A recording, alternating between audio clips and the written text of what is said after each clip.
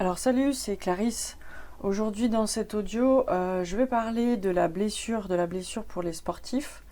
Donc cet audio s'adresse aux jeunes qui ont une certaine dose d'entraînement. Je dirais à partir de 12 ans, ça peut aller jusqu'à 16 ans, 20 ans. Ça dépend aussi de ce que vous vivez. Ça s'adresse aussi aux parents qui ont des jeunes sportifs et sportives qui s'entraînent régulièrement et aussi intensément. Donc cet audio, c'est vraiment des pistes pour simplement parler de la blessure dans le sport, vous aider dans ce que vous vivez, dans ce que vous traversez, pour aussi prendre du recul. S'il y a des moments où je peux partager mon expérience, je le ferai. Ayant été moi-même sportive de haut niveau, joueuse professionnelle de basket, et aussi aujourd'hui je suis sophrologue et préparatrice mentale et j'aide donc les jeunes dans une façon de mieux vivre leur vie de sportif et de sportive que j'appelle de haut niveau, mais en tout cas de performance sportive. Ce que je dis, ce sont mes croyances, mon expérience. Voilà, si bien sûr vous n'avez pas le même avis, tant mieux. Ça peut enrichir les choses, mais voilà, j'ai pas la prétention de tout savoir. Mais je vais partager en tout cas ce que je connais en tout cas autour de la blessure et ce que j'en pense aussi. Voilà. Alors pour moi la blessure elle fait partie de la vie du sportif ou sportive. C'est pas une parenthèse, c'est pas un truc qui vous met en dehors, ça fait partie de la vie du sportif quand on fait du sport plusieurs fois par semaine, sur toute l'année, régulièrement. Ça fait partie des choses d'un moment donné de se blesser. Si on évite les blessures, tant mieux. Mais après, voilà, c'est juste pour dire que c'est quelque chose de normal en fait. Et que voilà, grâce à cette blessure, ça va euh, vous enrichir aussi dans cette expérience de sport, de performance que vous faites tout simplement. Alors pour moi, la blessure, elle peut être liée trois choses importantes. Elle peut être liée bien sûr à l'hygiène qu'on a, c'est-à-dire le sommeil. Est-ce qu'on a assez de sommeil? Est-ce qu'on dort bien? La qualité aussi du sommeil. Ça vient aussi de l'hygiène par rapport à la nourriture. Comment on se nourrit? Est-ce qu'on fait des excès régulièrement? Pas souvent, bien sûr, on a le droit de faire des excès dans la nourriture. Après, voilà, si c'est quelque chose de régulier ou pas. Est-ce qu'on a plutôt tendance à équilibrer notre nourriture ou est-ce que dans notre nourriture, on met trop de ceci, trop de cela, trop de choses sucrées, trop de choses salées, par exemple, et qu'on n'équilibre pas par rapport aux fruits, notamment aux légumes. Comment aussi on se nourrit avant, avant les entraînements, avant les compétitions. Voilà, c'est des questions qui sont intéressantes à se poser. L'hygiène aussi en temps de récupération. C'est-à-dire, oui, il y a le sommeil, mais pas que. Comment je récupère entre des entraînements, des compétitions, comment j'utilise ces temps de coupure, ces temps de repos. Est-ce que j'ai des temps de repos ou pas? Comment je les utilise? Est-ce que aussi je prends soin de mon corps en dehors de ces temps d'entraînement? La blessure, pour moi aussi, elle peut être liée à la mécanique du corps tout simplement. Et c'est indépendant de vous, c'est-à-dire que ça peut être une blessure liée, voilà, il y a quelque chose qui lâche au niveau du corps et point, c'est tout, il n'y a pas à chercher plus. Ça peut être un choc sur quelque chose, sur quelqu'un. Voilà, la posture du corps qui se tord d'une certaine façon, ce qui fait que ça déclenche la blessure. Ça peut être aussi, je mets aussi dedans les blessures liées à la croissance, voilà, ça fait partie du jeu quand on fait du sport jeune. Il y a des blessures ou en tout cas des douleurs de croissance. Donc je sais qu'il y a plusieurs avis là-dessus. Est-ce qu'il faut s'arrêter, pas s'arrêter? Moi, ce que je pense, c'est que c'est important de s'écouter. Je pense que c'est aussi important de ne pas tout couper. parce que le jeune qui fait du sport est aussi dans un milieu. Le couper de ça, c'est aussi le couper de son milieu, de ses relations, de son côté social, de tout ce que ça apporte. Pour moi, tout couper, c'est pas utile. Après, c'est plutôt savoir quand est-ce que je peux m'entraîner, quand est-ce qu'il vaut mieux s'arrêter. Si bien sûr on est honnête avec sa douleur. Ça apprend aussi à se connaître. Les blessures, pour moi aussi, ça peut être lié à l'émotionnel. Il faut savoir qu'on peut se blesser, le corps lâche, tout simplement parce qu'on vit quelque chose, soit dans notre sport, soit en dehors du sport, de notre vie plus personnelle, quelque chose qui est stressant, quelque chose qui nous apporte des inquiétudes. Voilà, même si on vit quelque chose en dehors du sport, ça a des répercussions sur notre corps pendant la pratique sportive. Ce qui peut amener un stress et ça peut aller jusqu'à la blessure. Que ce soit un stress vécu à l'intérieur, ça peut être aussi quelque chose vécu à l'intérieur de l'équipe, si vous êtes en sport co, à l'intérieur du club, par rapport aux compétitions, etc. Ça peut être aussi quelque chose de lié à votre vie personnelle, comment vous êtes à l'école, dans vos études, dans vos relations, etc. Donc ces répercussions-là peuvent vous entraîner vers une blessure. Donc pour moi, c'est important de faire de la prévention. La prévention, c'est les préventions déjà d'hygiène, comme je disais, se poser des questions. Est-ce que j'ai assez de sommeil? Est-ce que je récupère bien? Comment je mange? Se poser des questions. Après, c'est comme ça qu'on voit si on peut changer ou pas certaines choses. C'est de l'hygiène aussi par rapport au renforcement du corps, comme faire de la proprioception, etc. Pour renforcer par exemple ses chevilles. C'est aussi de l'hygiène, j'ai envie de dire, émotionnelle, j'ai évoqué juste avant que l'émotionnel pouvait provoquer des blessures. Donc s'occuper de son émotionnel et de ce qu'on vit, c'est aussi important que la pratique sportive, tout simplement. Quand on a des blessures, c'est important de les soigner. Et alors ça c'est évident. Et je dirais c'est aussi important de soigner même les petites blessures, les petits bobos. Même si c'est une petite entorse, si c'est un petit truc qui ne nous empêche pas de courir, qui ne nous empêche pas de continuer, de sauter, qui est gênant. Mais c'est important de les soigner parce que une petite blessure non soignée va se répéter jusqu'à devenir un truc encore plus gros et qui va devoir vous mettre à l'arrêt pendant plusieurs semaines par exemple. Donc toujours soigner des petits bobos, moi j'appelle ça comme ça. Déjà entourez-vous de gens compétents. Il y a des kinés, il y a des ostéos. Vous pouvez aussi aller voir l'acupuncteur, l'acupunctrice. Vous pouvez aussi faire des choses chez vous, comme mettre de la glace, faire des automassages, mettre aussi de l'argile sur des choses où vous avez des inflammations. Donc prendre soin de vous, donc c'est aussi de l'hygiène et c'est aussi de la prévention pour ne pas repartir sur des blessures qui vont prendre plus de place et plus de temps. Voilà. Bon, les blessures, c'est pénible. Quand on se blesse, c'est pénible en fait. Ça nous coupe de ce qu'on aime faire et de là où on se sent bien en général. C'est aussi intéressant dans les blessures, dans la blessure, c'est de connaître en fait les limites de notre corps. Voilà, sentir jusqu'où peut aller mon corps, jusqu'où il ne peut pas aller, jusqu'où ça lui fait du bien et à partir de là, ça fait plus du bien du tout. Et ça, on le sait la première fois que quand on franchit le cap, en fait, où on est allé trop loin, on franchit le cap de la blessure, de la douleur en tout cas. J'ai envie de dire, avant de s'être blessé, on ne sait pas ce que c'est une blessure. Donc on ne reconnaît pas les signaux. On ne sait pas ce que c'est. On peut dire, oui, j'avais senti quelque chose, mais je ne me suis pas arrêtée. Je ne savais pas en fait.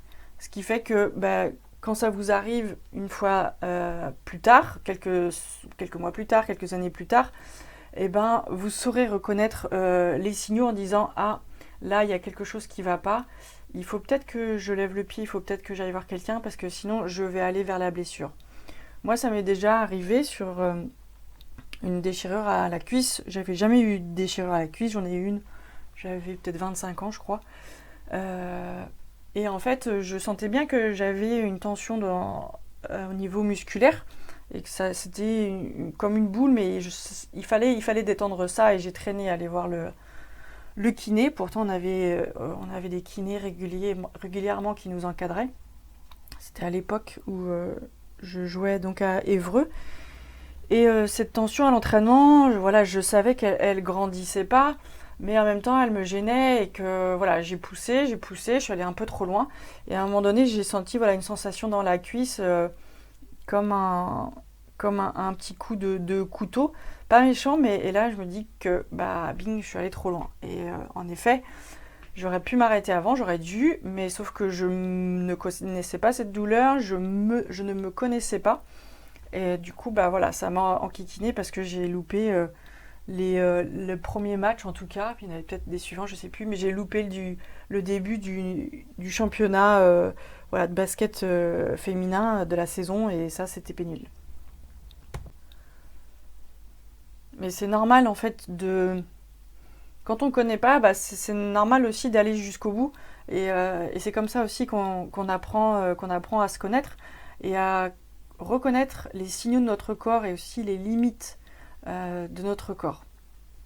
Point important aussi par rapport à l'hygiène, c'est il y a des liens par rapport à l'hygiène du corps, par rapport aux blessures, c'est en tout cas prendre soin de ses dents, avoir des douleurs dans les dents, ne laissez pas traîner des sensations et des choses désagréables au niveau de vos dents, parce que ça peut avoir des répercussions sur votre corps et vous pouvez aussi vous blesser.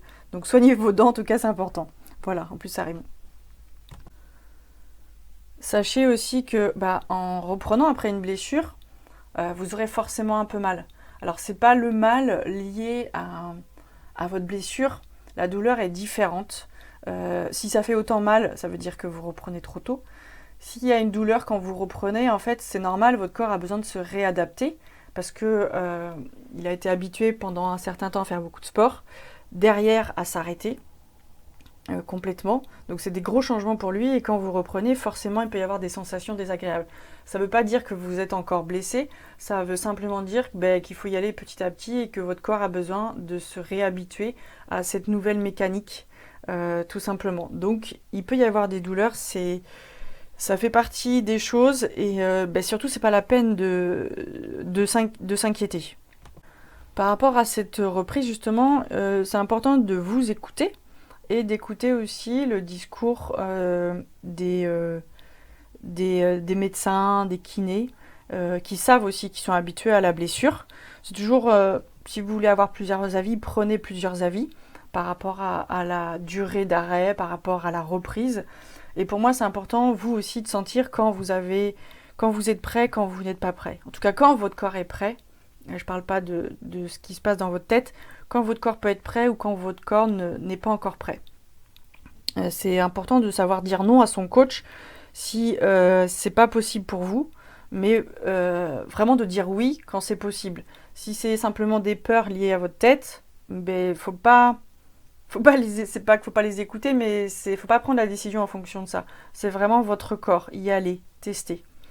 Et là où c'est aussi important de savoir dire non à son coach si vous le sentez pas. Ça m'est arrivé moi en championnat de finir le dernier match de championnat j'avais une cheville en vrac et elle était il me fallait au moins je pense 3 semaines d'arrêt. C'était le dernier match, il fallait qu'on gagne pour se maintenir. Et moi je l'ai fait alors en conscience, j'ai choisi de jouer, je savais que ma cheville était pas du tout prête. J'ai joué sur une patte, sur une jambe et derrière ça a abîmé ma cheville. Au lieu de récupérer en 3 semaines, j'ai galéré tout l'été. Et en plus, j'ai voulu aider mon équipe, mon club. Seulement moi derrière, je changeais de club derrière. J'allais jouer dans une division au-dessus, dans la première division en ligue féminine dans le sud de la France. Et du coup, quand j'ai repris la saison, je sais que ma cheville avait mal récupéré. Et donc ça, c'est des exemples où jouer sur une blessure, bah, c'est vraiment pas bien, et même on le sait, mais vouloir faire plaisir aussi parce que c'est son équipe, parce que c'est son coach, bah non, c'est vous d'abord en fait, c'est important, parce que vous, votre vie sportive, elle ne s'arrête pas là, elle va continuer, que ce soit dans ce club-là, ailleurs, et elle va continuer encore plusieurs années. Donc c'est vraiment important de pouvoir dire un non quand c'est non. Dans cette reprise, ce qui est difficile aussi, c'est que je l'évoquais un peu tout à l'heure, c'est la barrière psychologique. C'est-à-dire que c'est normal d'y avoir des peurs, qu'il y ait des appréhensions. Ben, ça fait partie du jeu. C'est comment mon corps va revenir, comment je vais me sentir, etc. Il y a plein d'interrogations et c'est normal. Si vous avez besoin d'aide, demandez de l'aide. Si vous avez besoin de discuter avec quelqu'un, allez discuter avec quelqu'un. Si vous avez besoin de professionnels, allez voir un professionnel. Moi, ça m'est arrivé de travailler avec un jeune, voilà, qui s'était blessé, qui avait quelques blessures dans l'année, un très jeune, 12 ans, et voilà, qui avait cette appréhension au retour parce qu'en fait, il culpabilisait. En plus, il avait peur de ressentir de nouveau la même chose. Il avait peur de se reblesser tout simplement. Donc ne restez pas dans votre coin.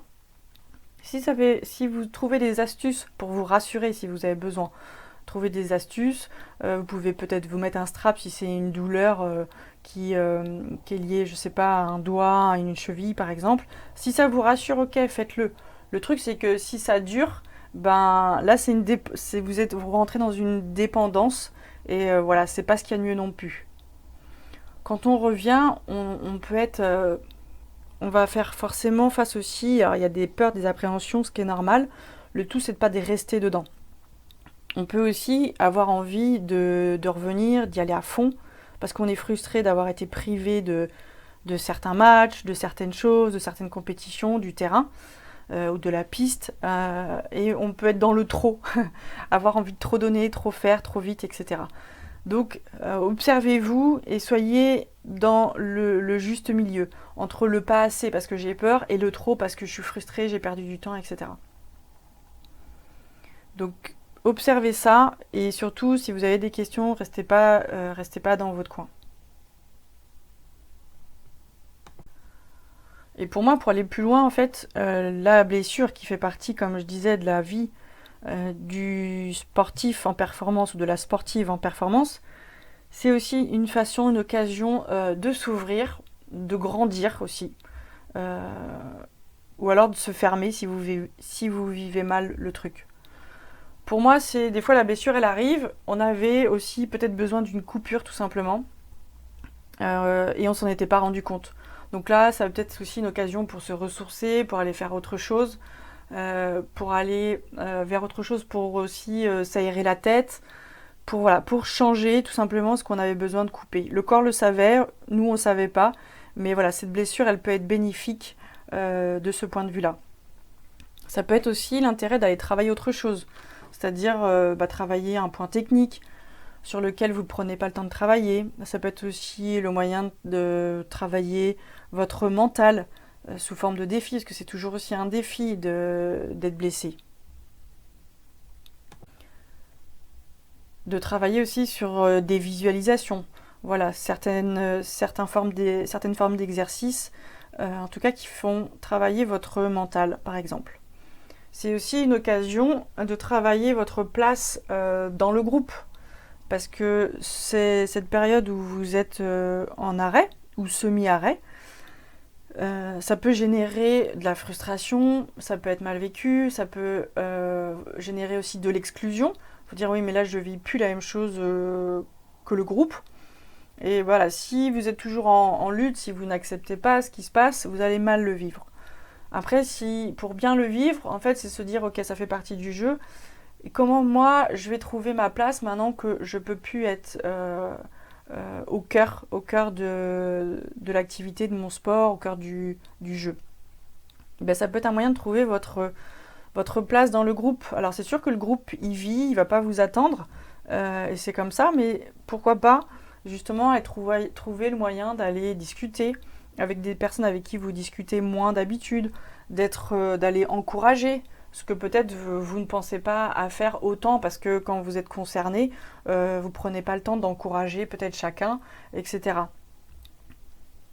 C'est aussi un moyen d'aller observer ce qui se passe dans votre environnement sportif, de prendre du recul, peut-être d'aller observer ce que font d'autres, d'aller les aider s'il y a besoin d'aide aussi. C'est valorisant d'aller donner des conseils, d'aller discuter avec quelqu'un. Ça peut être aussi le moyen d'observer le jeu, surtout si vous êtes en groupe, en jeu collectif, d'observer votre jeu d'équipe, votre jeu de groupe. Voilà, qu'est-ce que ça donne du point de vue de l'extérieur. Pour une fois, vous n'êtes pas au cœur, vous êtes à l'extérieur.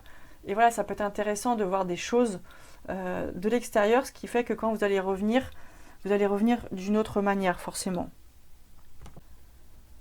Voilà, ce qui est difficile aussi avec une blessure, c'est que peut-être plus dans un sport co comme dans un sport individuel, ça peut changer aussi complètement vos objectifs de saison. Et ce qui va vous forcer à vous réorganiser. Et c'est pareil, soit on se renferme là-dessus, et on râle, soit on s'ouvre et on se dit que c'est une occasion d'aller faire les choses autrement, tout simplement. Donc pour moi, la blessure, c'est ne restez pas seul avec cette blessure, que ce soit, il faut traiter le côté physique, physiologique de la blessure, et aussi n'oubliez pas votre mental, vous, comment vous vivez les choses.